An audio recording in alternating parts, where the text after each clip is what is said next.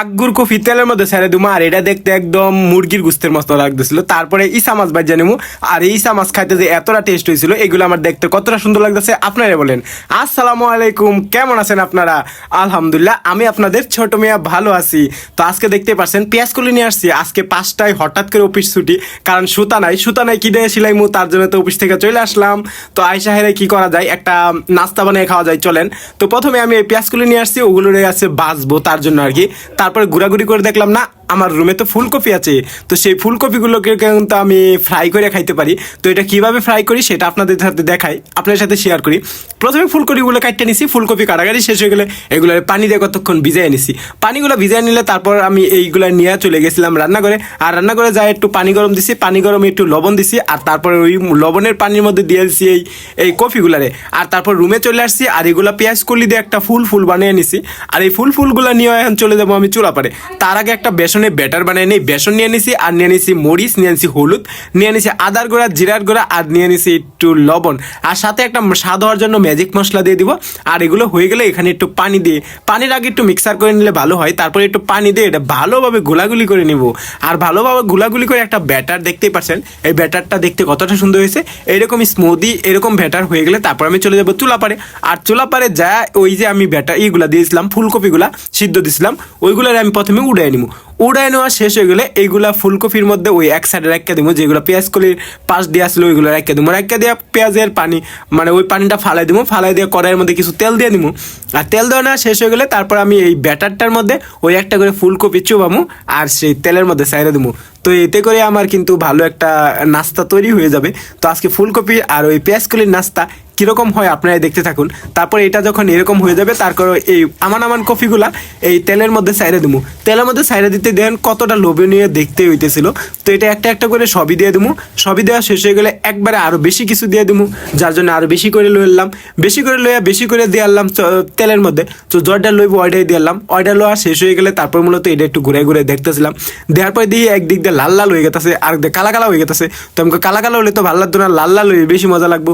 তার জন্য উল্টায় পাল্টাই দিতেছিলাম। উল্টা পাল্টা দেওয়া শেষ হয়ে গেলে দেখতেছিলাম এগুলো একদম মুরগির গুস্তের মতো আর কি লাল হয়ে গেতেছিল। যেরকম মুরগির গুস্ত তেলের মধ্যে বাজলে লাল হয়ে যায়, ওইরকম লাল হইতেছিল।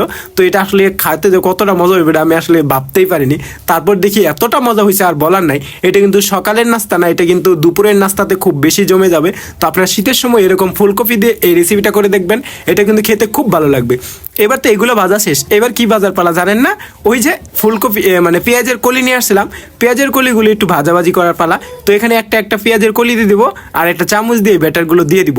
যেহেতু পেঁয়াজের কলি ছিল তাই চামচ দিয়ে দিতে একটু মানে লাগতেছিল, আনইজি ফিল লাগতেছিল। তার কারণে এই চামচ দিয়ে আর দেওয়া হবে না, চামচ রাখা দিলাম।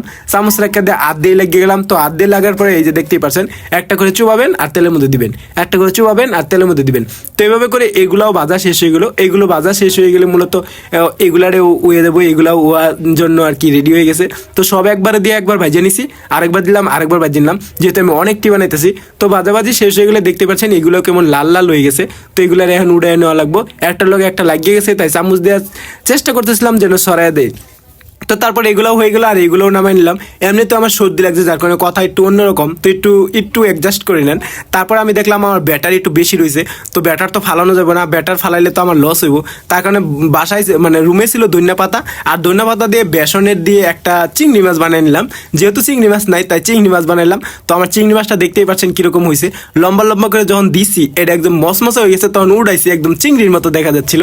তো এটা বানাইলাম চিংড়ি ভাজি। তো চিংড়ি ভাজিও কিন্তু খেতে খুব স্বাদ লাগেছিল।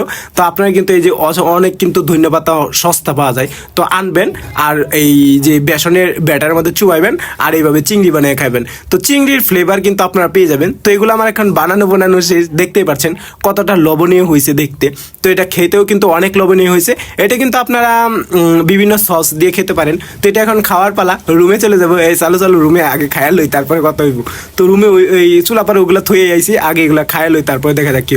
প্রথমে একটা আসলে আমি ইচা মাছ খাইতে চেয়েছিলাম। তো চিংড়ি মাছটা যেই না আমি মুখে দিছি, এটা মসমস করতেছিল, যদিও একটা ঘাসের মতো আমার মুখ বাজে গেছে, তো কিছু করার নাই। তারপরে ফুলকপি দেখার পালা। ও রে মাশাল্লাহ, এটা দেখতে যেরকম ক্রিস্পি হয়েছে, খাইতে অস্বাভাবিক ক্রিস্পি হয়েছে। তো এটাই ছিল আমার আজকের ভিডিও। ভালো লাগলে লাইক কমেন্ট শেয়ার করবেন। আর কেমন লাগলো আমার বিকালের নাস্তা, যদি ভালো লাগে ভিডিওটা লাইক কমেন্ট শেয়ার করবেন। আপনারা কিন্তু ফেসবুকে ভিডিও শেয়ার করেন না, প্লিজ ভিডিওটা ফেসবুকে শেয়ার করবেন। আর ভালো লাগলে আপনারাও এরকম মজার মজার নাস্তা বানিয়ে খেতে পারেন। তো এটাই ছিল আমার আজকের ভিডিও। সবাই ভালো থাকবেন, সুস্থ থাকবেন। Tata, good bye. আজকের মতো এখানে শেষ, বাই।